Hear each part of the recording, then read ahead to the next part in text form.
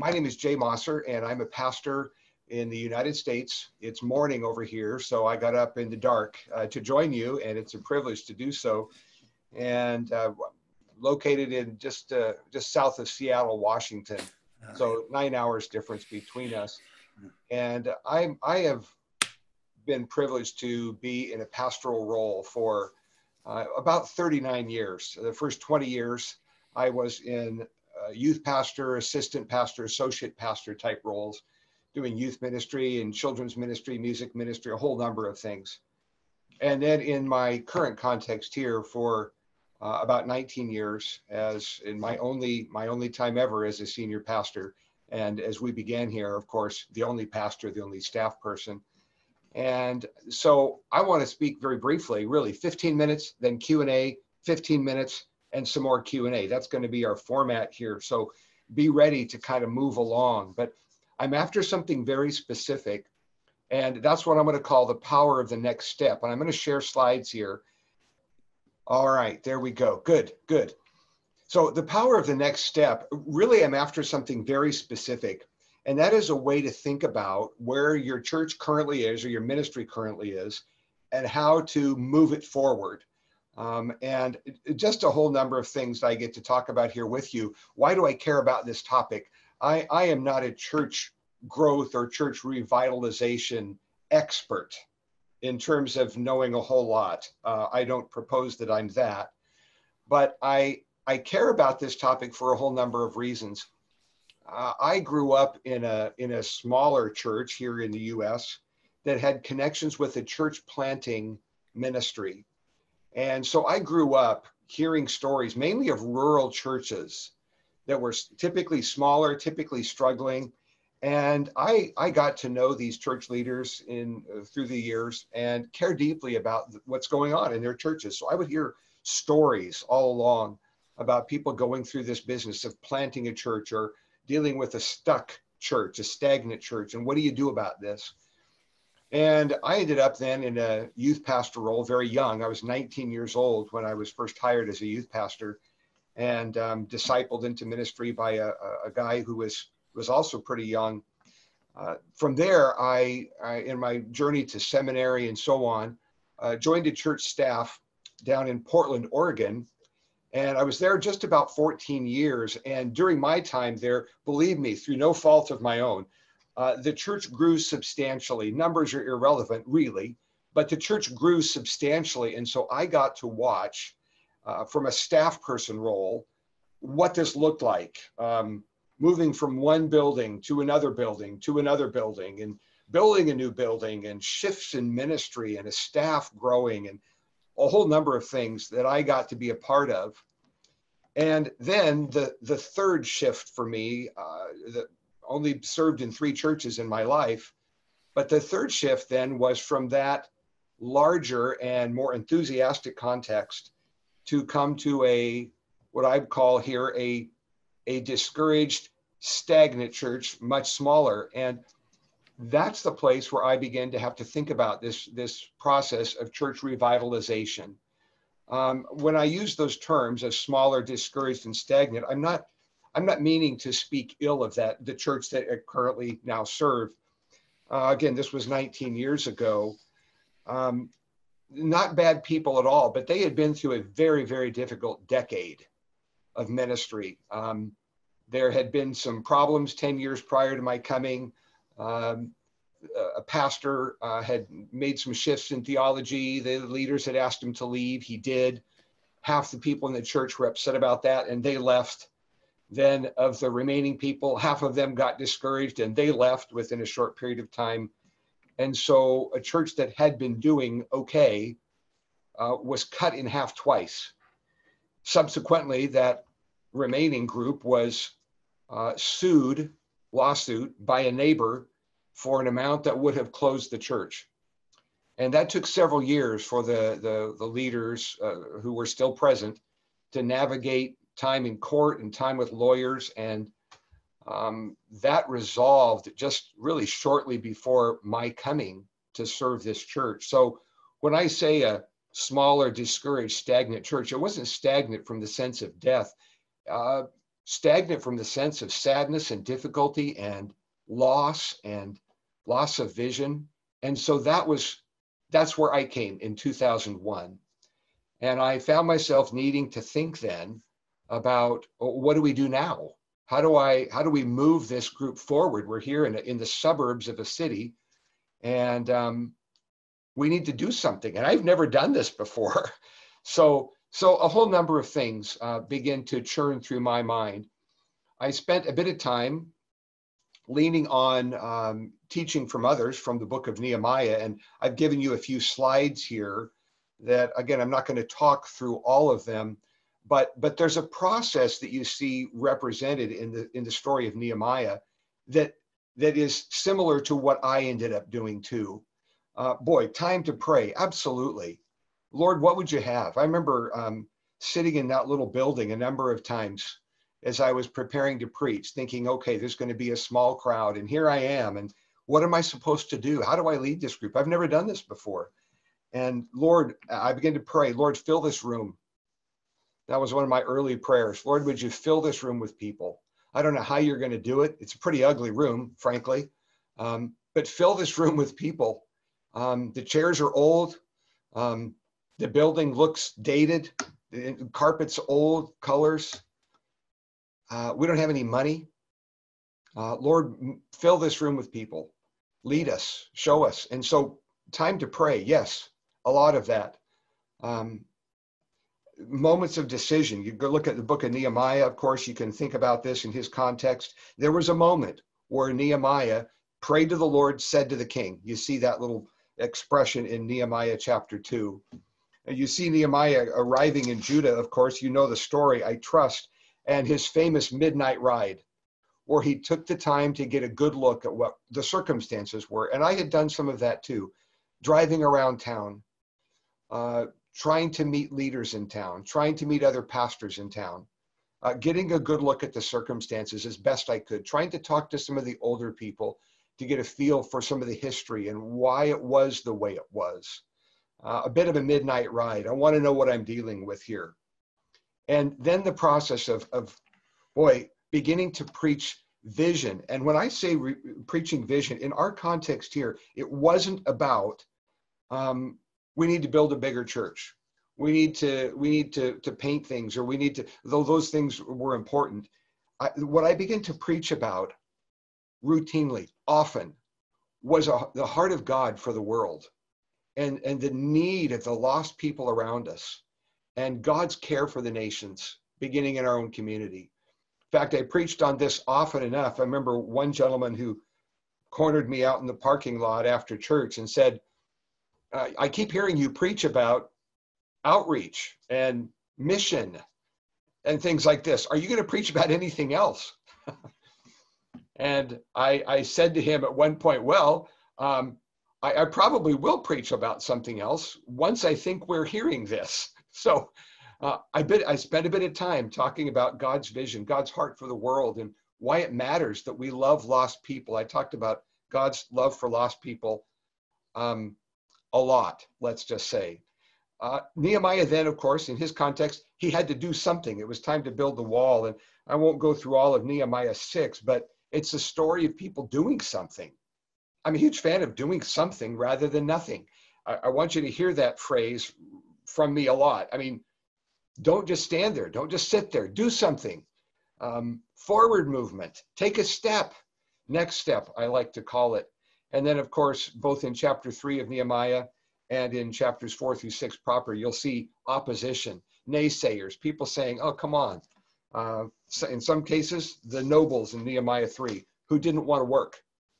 And other people were. Some people were building the wall with Nehemiah using their kids. Their kids were building the wall.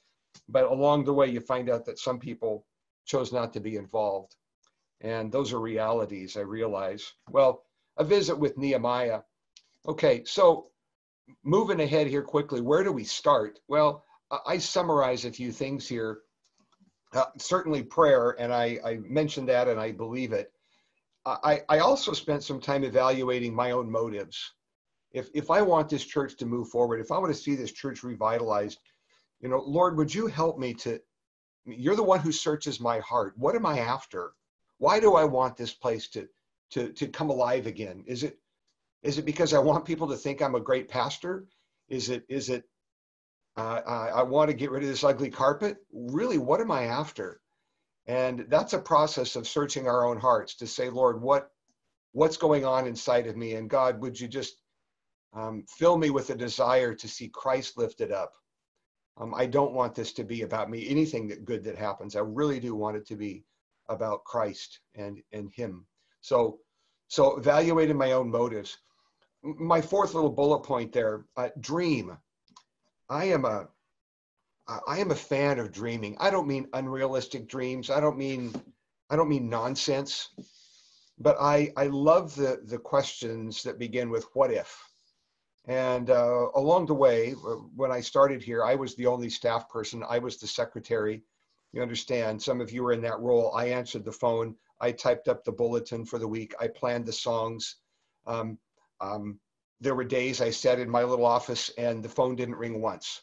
You understand, it was that kind of a setting. Well, along the way, I did have a pastoral assistant who came along, a young guy, and we spent a bit of time asking the question, what if we, and then you just fill in the blank. A lot of them were impossibilities. But along the way, that asking of questions, that dreaming, I call it a sanctified imagination, God-honoring dreams. What if we tried this? What if we changed that up? Could we get away with it? Who would be mad if we, and we begin to dream. And from those dreams, we did come up with things that we wanted to try. But I've preached sermons about this.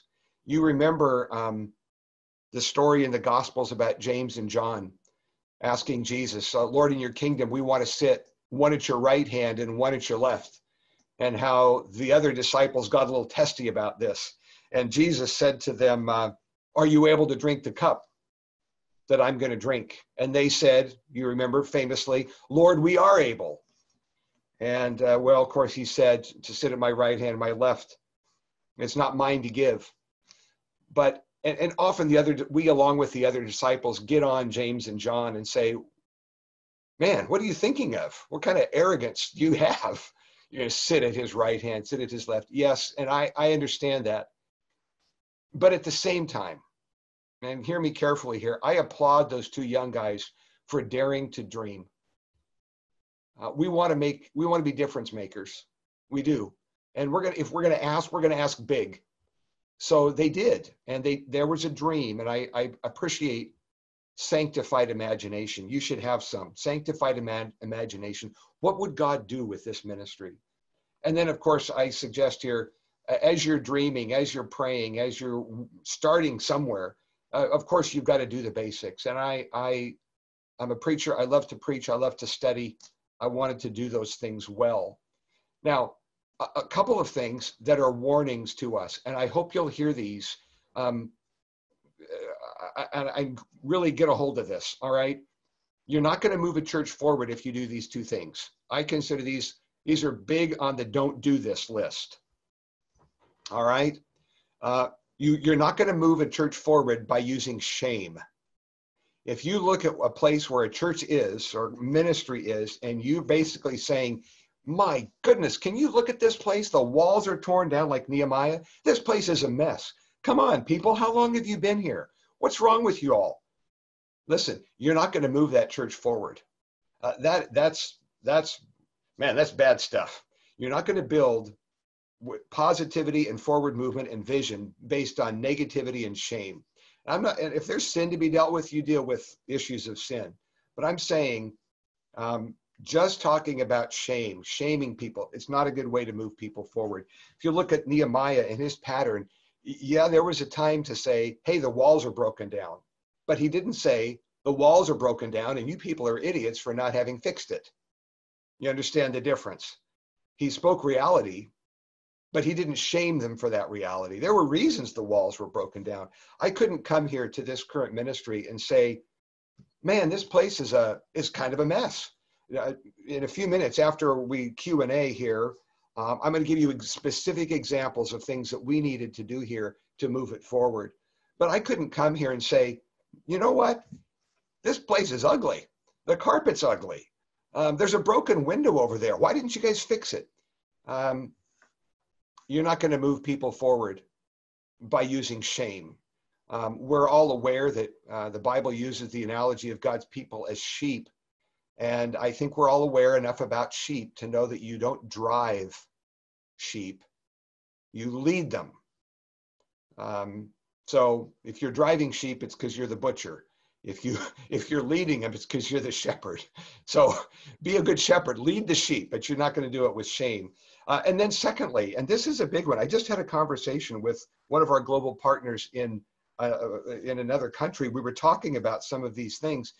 Sometimes people get the idea that in order to move a church forward, you have to put out all the fires first. Meaning by that, problems of gossip or people not getting along, broken relationships and bad attitudes and things like that. And while I understand that there are things to be talked about and dealt with, listen to this very carefully. If you wait to move a church forward until all the problems are gone, my dear friends, you're going to be sitting in one spot till Jesus comes, okay? There will always be some of these things. There will always be fires in a church. And I believe this, I stake it all on this, all right? You got to move a church forward. As you move a church forward, many of these fires begin to go out on their own. If you get people tracking with God's mission, they get their eyes off of that person on the other side of the room that they don't like, and they begin to share God's mission. People sometimes who've got a kind of an irritation with one another, they work it out if they're on mission. If you have ever been on a family road trip, maybe as a kid in the back seat of the car, or you're the parent and you got kids back there, you know how it is on road trips. Sometimes kids don't get along. Somebody say amen to that. You know how it is. Well, here's the thing. Suppose the kids are getting at each other, and you as the driver, you say to the kids, or you're in a parking lot, you stopped for a break of some sort, and you say, kids, we're going to sit here in this parking lot until you learn to treat each other nicely. Question, how long will you be sitting in the parking lot? I'm just saying, you're going to stay in the parking lot. You're never leaving. But the way to fix this is to start driving the car forward and saying, hey, kids, look on the left. Do you see that? There's a bunch of cows in that field. Isn't that amazing? And before long, those kids are going to start maybe getting along. More likely if you're moving the car forward. So you understand here, the presence of too many fires is evidence of lack of vision. So please take both of these to heart. Now, what I'm after is next step leadership. So I'm going to give you 3 elements here, and then it's been about 15 minutes or so. I want to talk these 3 through with you, and then let's talk just a bit by chat. Next step leadership involves a couple of things. Number 1, pick an appropriate place and do something. Do something. Do something. Make it achievable, visible, and my goodness sakes, then throw a party. I very much believe that if you sit until you have a good 5-year plan, you're going to waste a lot of valuable time and probably throw the plan away, because a year from now, it's going to look different. I understand in business that there was a time when 5-year plans and 10-year plans were very popular. People did them all the time. In fact, when I got here to this current ministry, I found in one of the file folders, it was like a 10-year plan for how this church was to move forward. But the problem was that was before, it was written before some of these problems. And when the problems arose, the whole plan went out the window. And I found myself reading this detailed plan for adding staff members and building a building and expanding into the neighborhood. I thought, how many hours did you spend writing what is today a worthless document? And we threw it away because it had been rendered useless by changes. I am much more a fan of planning with pencil, and you may be different than me. God bless you. I'm just telling you about how my brain works in my experience. I like shorter plans, certainly not 10 years, maybe 5, if even that. But next step leadership says, if I take the next step or two, I'm going to see more clearly what the future should hold. In the context here, I was really aware if God brought, think about this, 10 more people into our church, just 10. Our plans for the future could look radically different. What if those 10 people had a heart for evangelism? Suddenly the things that we thought we were going to do could be radically changed. What if I had people come who were just tremendous Bible teachers? The next steps would look very different.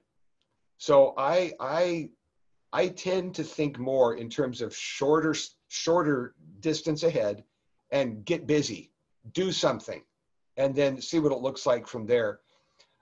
Please understand the terms that I use in this next little bullet point about momentum. Momentum is the result of a series of wins. I don't mean anything big and ostentatious here, amazing. I just mean positive forward steps. And again, after we Q&A here for a moment, I'll give you examples of what that meant for us. But I felt like we needed to get our little stagnant church moving forward. So let's take a step. Let's do something. And let's do something else. And let's do something else. And before long, people begin to believe that we could do something. And here's a conversation I will never forget. It was very telling to me. I had been out to a meal with the chairman of our elders. In our church setup, there's the pastor and then a group of elders.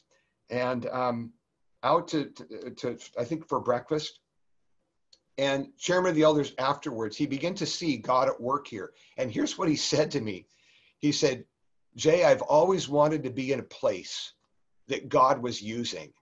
Now get this. He said, I never thought that would be here. Do you hear what he said? I always wanted to be in a place where God showed up in a ministry. And I'm here serving. I'm chairman of the elders. I just didn't think God would do anything here. And I was sad for him. Thought, oh, my friend, I'm sad that you would have signed up to be a leader in a church that you didn't think God would use. If that was the case, for goodness sakes, go find a place that you think God will use and be there. But nonetheless, momentum is a series of wins, positive forward steps. And I think you take the next step. And here are some examples. And again, I'll flesh this out more in a few minutes. But again, think about this in your own context. If you feel stuck, if you're having a hard time seeing around the next corner, here are some things to think about.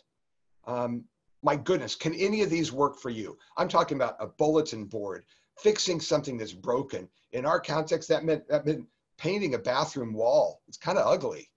Can we paint that wall? It'll cost $20. Why don't we do that? A whole number of things. Maybe we should cut the grass in our building. I remember soon after moving to this town, I was talking to one of our city leaders and was in her office, and I introduced myself, and she said, wait, you're at that little church on the corner? For goodness sakes, I've driven by that place for 8 years. I've never seen a human there. I said, well, here I am. I'm the new guy in town, and I thought I'd stop by and say hi. So, do something. She noticed when we started to cut the grass. She noticed when we started to pull weeds. It's like, wow, somebody's home. Even though we'd never met her, she never came to church. She noticed. It looked like nobody was home. Well, do something. Make it look like somebody's home. And for us, that involved a whole number of things. I've given you ideas here. I'll tell you this one little story, and then I'll take a break for Q&A and then give examples. But I talk here about throwing a block party. I don't know if that is something that you all do in your context, but block parties are often done here in the US in neighborhoods. We've done this in our neighborhood where you get a dozen neighbors together and say, let's have a party. And so you might use part of the street. I'm on a little cul-de-sac, so you can do this. I'm going to bring my grill, my barbecue grill. I'll cook the burgers. And the neighbors next door, you guys get some of this together. And the neighbors next door, you get this. We're going to have a meal together. Well, as a church, we decided to throw a block party. And I remember people looking at me like, do churches do this? I said, well, I don't know, but let's try it. So we threw a block party. We handed out invitation flyers to everybody in our neighborhood. The church has a big front yard. And I got about 90% of the people to come. It wasn't a big church, you understand, but 90% of them was pretty good. I had some people who were older who couldn't get around well. I said, I need you to sit in a lawn chair right here near a coffee pot. This is your job. Guard the coffee pot and say hi to everybody who gets within 10 feet of you. That's it. Just say hi. I said to some other people, I need you to stand over in this area by a parking lot. It's where people might park if anybody comes. And your job is to say hi to everybody. Smile, act happy, even if you're not happy to be here. Just act happy and greet everybody who comes. Some of the younger people put together some games for kids, and we got it ready. And on that day, are you ready? We had about 70 people from the neighbors who showed up over the course of the afternoon. Some of them said, so are you guys like gonna preach at us or take an offering or something? And I said, no, we're here to shake your hand and say hi. Step one, meet people. So I had people in the church ask that, how are we going to give the gospel? And I said, you are going to give the gospel. Every time you say, hi, my name's Bill, that's step one of the gospel. People wanted to know if we were going to put up a stage and sing worship songs or hand out Bibles or tracts. I said, not today, not today, not today. Maybe you would do that in your context. In our context here in America, where people are so skeptical of anything a church does, if we had started handing out Bibles or preaching or something, it would have gone very poorly. In fact, I had the fire department show up with a fire truck, and they asked me, we'll come to a community event, but is this a religious event? If it's a religious event, we won't come. If you're really honestly meeting people, we'll come. I assured them this event is only about meeting people. Step one, next step. See, next step thinking. What's the first step? Well, for us, that was saying hi. I want to meet you. I want to shake your hand. One other part of that, and then I'll stop for questions. At that block party, a man stopped by who was a neighbor to the church on the back part of the property. And he kind of looked around, kept to himself. And I eventually got around to him to say, hi, I'm Jay. What's your name? He told me his name, and he was kind of looking around. And I said, hey, can I help you with something? He said, you know what I'm doing? I'm looking around to see if any of those other people are here. And I said, which other people? Well, a few years ago, it had been actually 7 or 8 years ago, some people from the church, they'd had a dispute over the back fence line and some trees. And the church had cut down some trees that he wanted to see kept, and he was mad about it. And the exchange had not been pleasant. And he said, I just wanted to see if any of those people were still here. Well, I considered that event a success because I could shake his hand. I could say, hey, I don't know about that problem, but I'm so sorry on behalf of the church that there was a negative interaction. That's not who we want to be. So next step thinking means, hey, we didn't have a big altar call that day. Nobody came to Christ that day. The next step was to say, hi, my name is Jay, and meet people. And I'm a huge fan of taking the next step to get a stagnant church moving forward. Now, in my context, here's some examples, and I'd like you to translate this into your situation. For me, that meant hauling away old rotten logs from the parking lot. No, really, there were. I remember the neighbor in the back who was mad. We cut down some trees he liked, and then they plunked them in the parking lot and left them. They were there for when I got here, I think 6 or 7 years, just sitting in the parking lot rotting. Well, they were ugly. The parking lot had holes in it where it needed new gravel.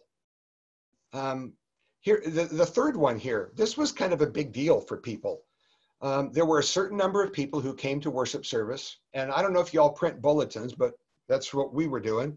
And because there were a certain number of people, very predictably, they liked to print just enough bulletins to meet the need, but not, you don't want to throw away any because you don't want to be wasteful. Make sense? Okay. And we were in a pretty small building. I mean, and so we put out enough chairs because you kind of knew who all was coming, right? There's this many people. Why would you put out 3 times as many chairs? If you got this many people, just put out that many chairs. And we at the time were singing out of hymnals and there were no extras. Do you see any problems with this? Well, I did. On a particular day, there was a family from our last ministry about 2 hours away who visited us, a family of 5. So there were no bulletins left. The only chairs, we were sitting in rows, the only chairs left that were open were the very front. And since nobody ever sat there, there were no hymnals on the front rows. So, as I said to our leaders later, do you see a problem here? What we're saying to any guests who join us is, welcome to our church. You get to sit in the very front row in front of everybody. You don't get a bulletin and you can't sing. Welcome. Not a good way to welcome guests. Not a good way to grow a church. So I said, I think we need to print more bulletins, even if we have to throw them away every single week.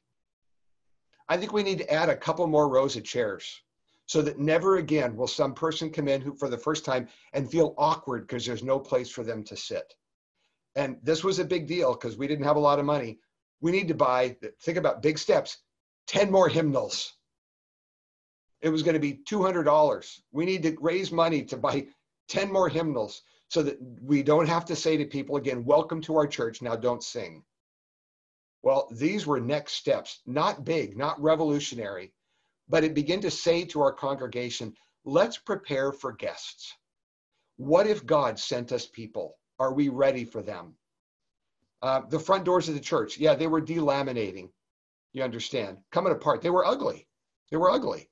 Needed to be replaced. It was a 2-year conversation. Remember I said challenges? Yeah.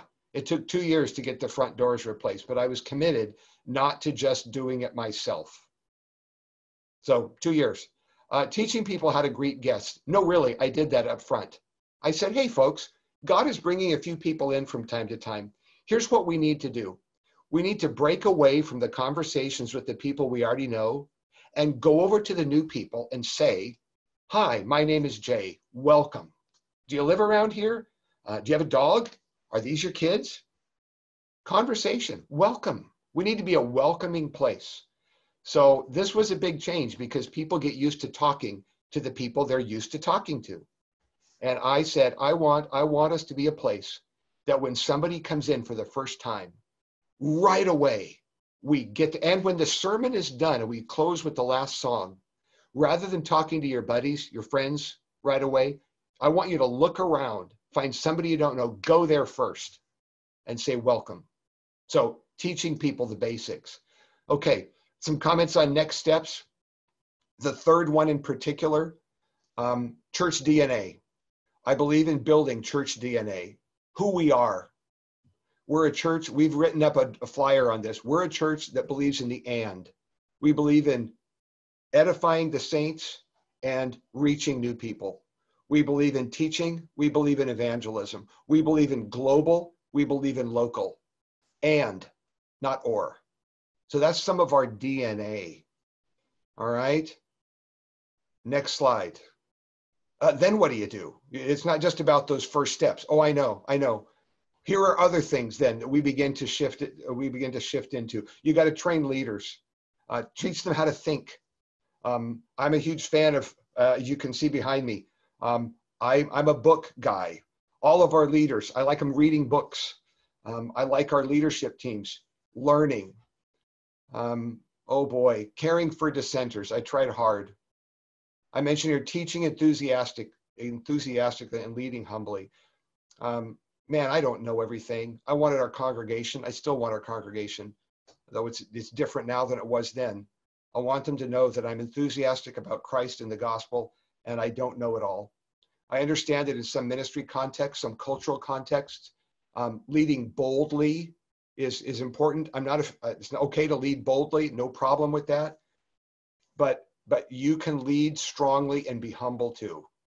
And I think you need to do both. You need to be ready to apologize when you need to. Now, some concluding thoughts here, if I may. And again, heading toward 5 minutes of some conversation here. Lethargy breeds lethargy. Do something. Get a church unstuck. If you're stuck, do something. Hand out Bibles. Ask your congregation, do you think in the next 90 days we could hand out 100 Bibles or knock on 100 doors? What could we do? Let's do something together for the cause of Christ. And people say, well, what's that going to do? Well, it's going to do, are you ready? Something. It's going to do something. God said to Moses, remember back in the Pharaoh days, Moses, what is that in your hand? I go there a lot. What is that in your hand? What can you do? Are you an artsy church? Are you got a lot of worship leaders? You teaching? What is in your hand? What could God use? And use it. It'll be very different from place to place. Small achievable goals. Yes. Don't wait till you have the big picture in place. I understand exactly. Do something. Do something, folks. Do something. And then whenever possible, celebrate it. Celebrate it. Serve ice cream, I say. That's kind of everybody here knows that Jay Mosser likes ice cream. So for me, if it's a party, we're going to serve ice cream.